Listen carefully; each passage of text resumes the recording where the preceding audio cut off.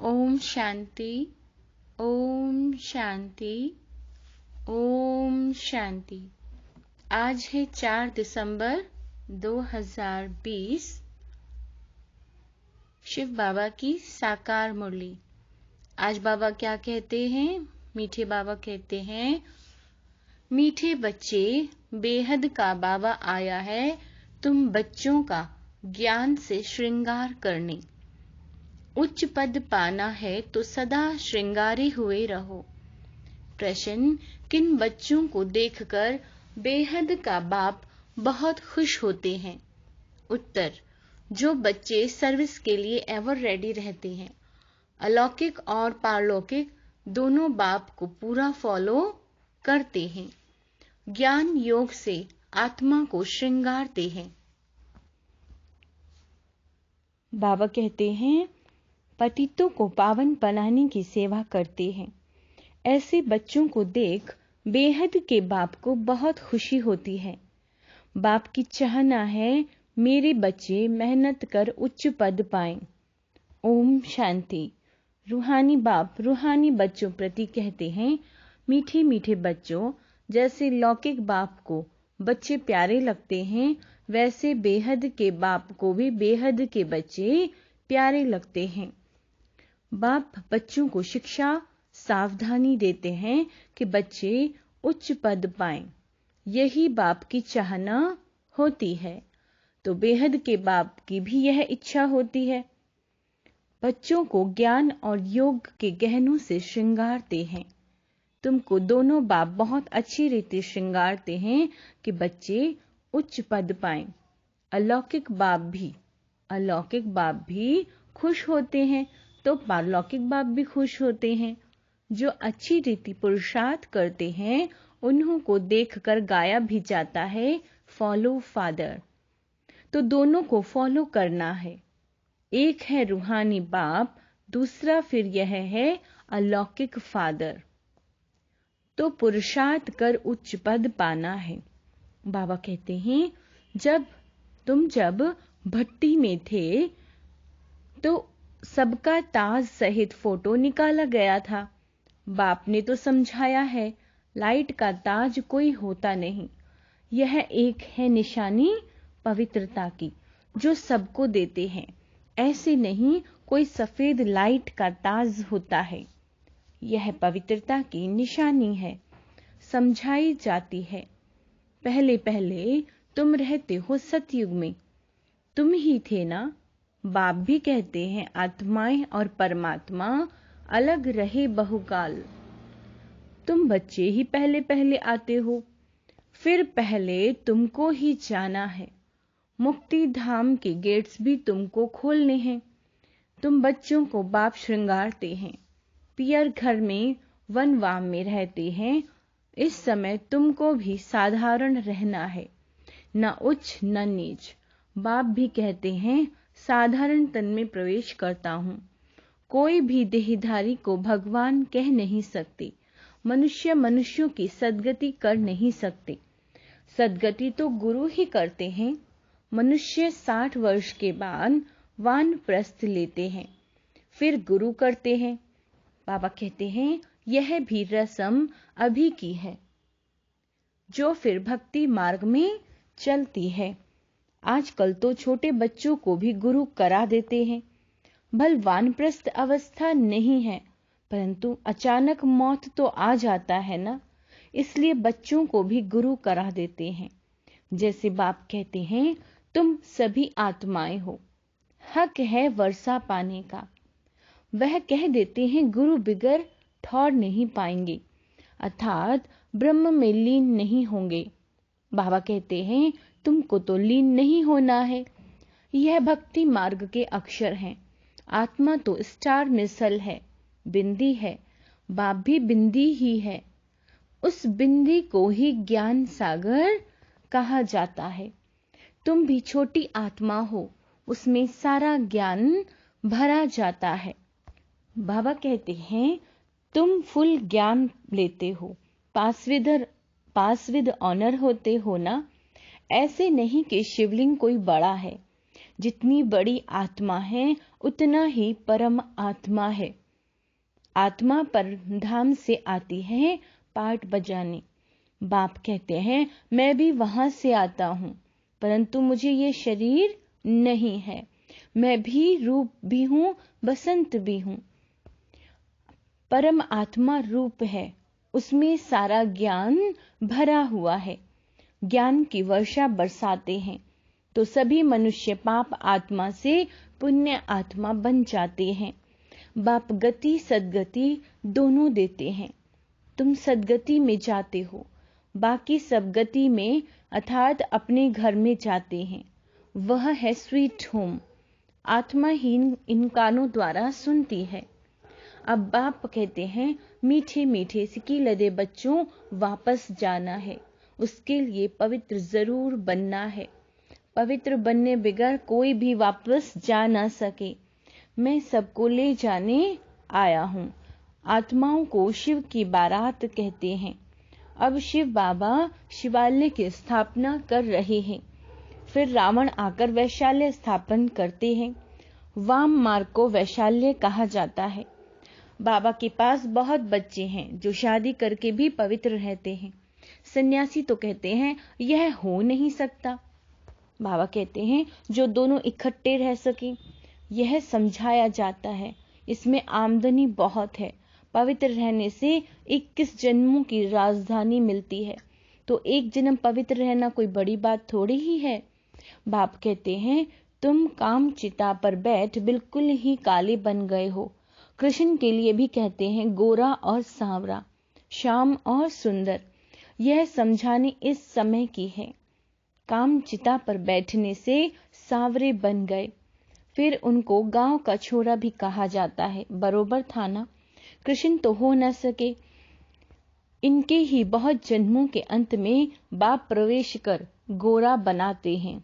अभी तुमको एक बाप को ही याद करना है। बाबा आप कितने मीठे हैं, कितना मीठा वर्षा आप देते हैं। हमको मनुष्य से देवता मंदिर लायक बनाते हो। ऐसे ऐसे अपने से बातें करनी है। बाबा कहते हैं मुख से कुछ नहीं बोलना नहीं है। भक्ति मार्ग में आप माशूक को कितना याद करते आए हैं। अभी आप आकर मिले हो। बाबा आप तो सबसे मीठे हो, आपको हम क्यों नहीं याद करेंगे।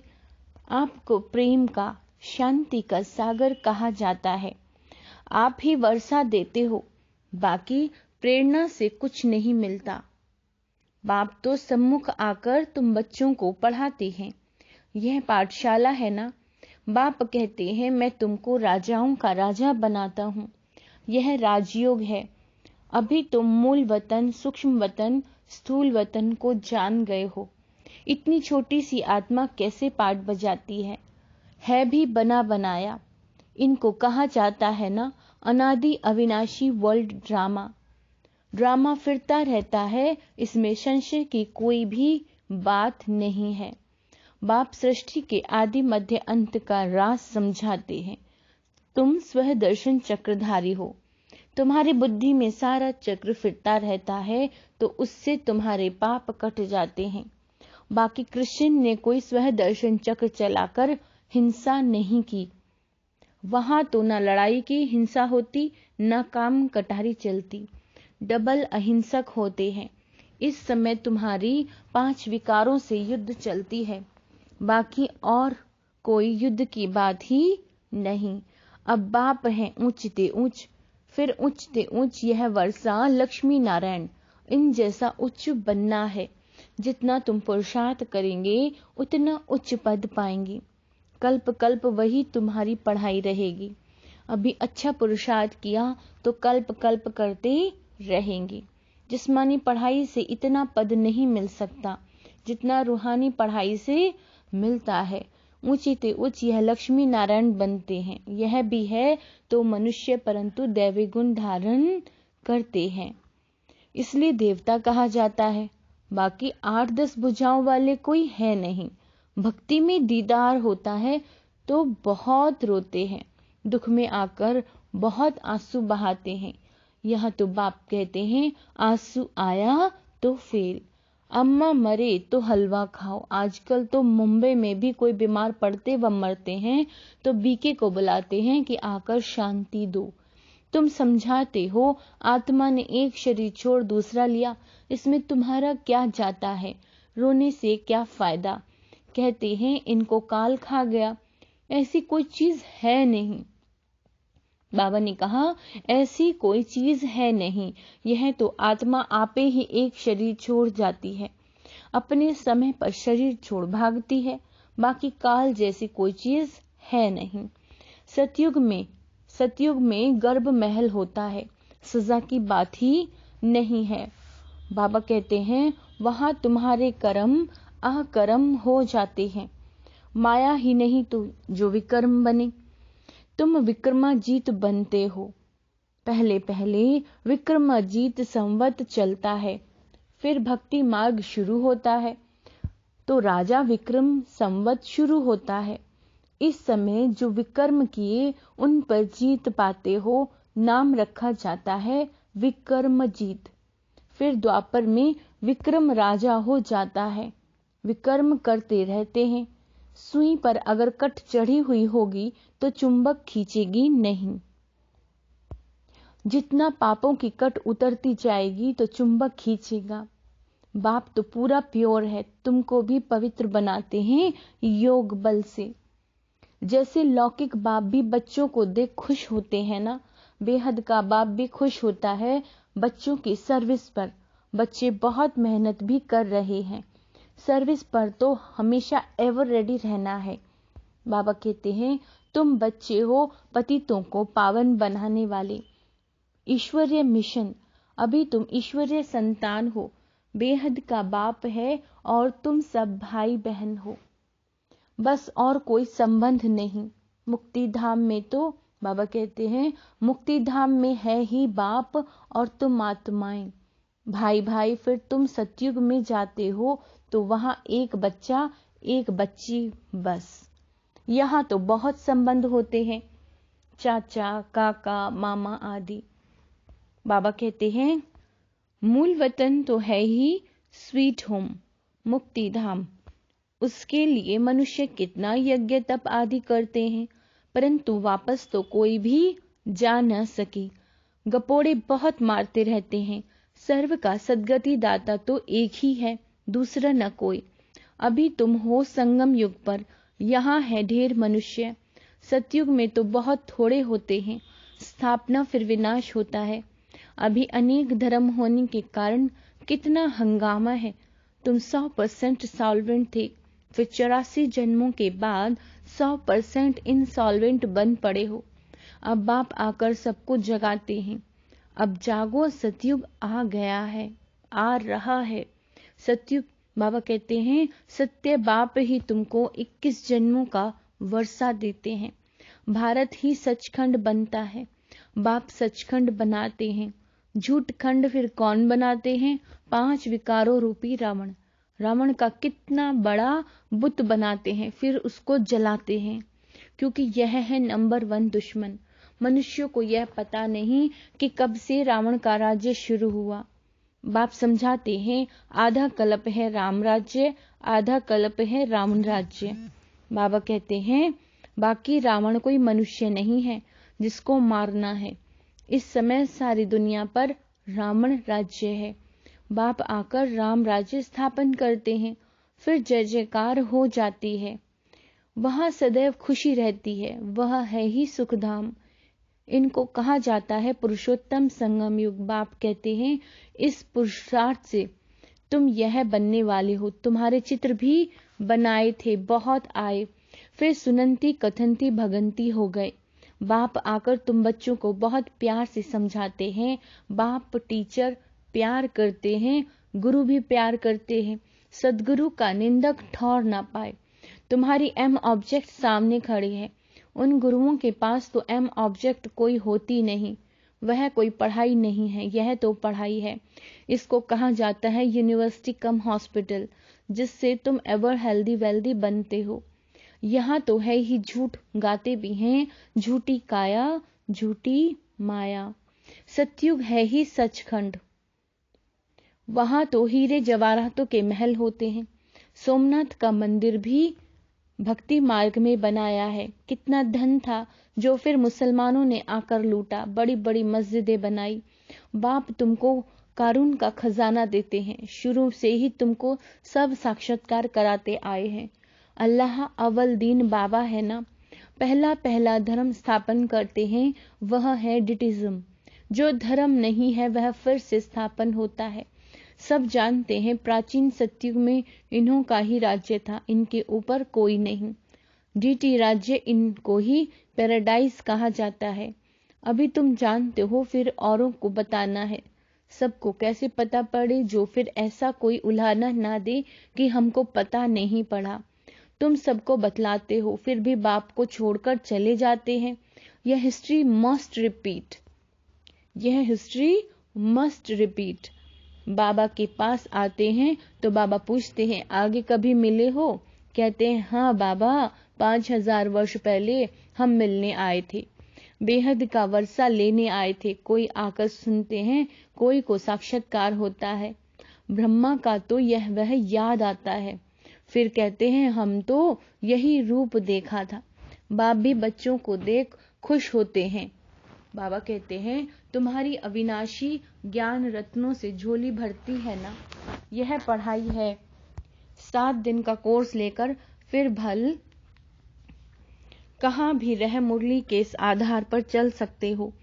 7 दिन में इतना समझाएंगे जो फिर मुरली को समझ सकेंगे। बाप तो बच्चों को सब राज अच्छी रीति समझाते रहते हैं। अच्छा, मीठे मीठे सिक्की लदे बच्चों प्रति माता पिता बाप दादा का याद प्यार और गुड मॉर्निंग। रूहानी बाप की रूहानी बच्चों को नमस्ते। हम रूहानी बच्चों की रूहानी माता पिता बाप दादा को याद प्यार गुड मॉर्निंग और नमस्ते नमस्ते नमस्ते। मीठे बाबा, धारणा के लिए बाबा क्या कहते हैं? स्वदर्शन चक्र फिराते रहो, पापों को भस्म करना है। रूहानी पढ़ाई से अपना पद श्रेष्ठ बनाना है। किसी भी परिस्थिति में आंसू नहीं बहाने हैं। क्या कहा बाबा ने? स्वदर्शन चक्र फिराना है और कभी भी रोना नहीं है। यह वानप्रस्थ अवस्था में रहने का समय है, इसलिए वनवाह में बहुत साधारण रहना है, ना बहुत उच्च ना बहुत नीच। वापस जाने के लिए आत्मा को संपूर्ण पावन बनाना है। वरदान, मनन शक्ति द्वारा बुद्धि को शक्तिशाली बनाने वाले मास्टर सर्वशक्तिवान भव। बाबा कहते हैं, मनन शक्ति ही दिव्य बुद्धि की खुराक है। जैसे भक्ति में स्मरण करने के अभ्यासी हैं, ऐसे ज्ञान में स्मृति की शक्ति है। इस शक्ति द्वारा मास्टर सर्वशक्तिवान बनो। रोज अमृत वेले अपने एक टाइटल को स्मृति में लाओ, मनन करते रहो तो मनन शक्ति से बुद्धि शक्तिशाली रहेगी। शक्तिशाली बुद्धि के ऊपर माया का वार नहीं हो सकता, परवश नहीं हो सकती, क्योंकि माया सबसे पहले व्यर्थ संकल्प रूपी बाण द्वारा दिव्य बुद्धि को ही कमजोर बनाती है। इस कमजोरी से बचने का साधन ही है मनन शक्ति। स्लोगन है, आज्ञाकारी बच्चे ही दुआओं के पात्र हैं। आज्ञाकारी बच्चे ही दुआओं के पात्र हैं। दुआओं का प्रभाव दिल को सदा संतुष्ट रखता है। अच्छा, ओम शांति।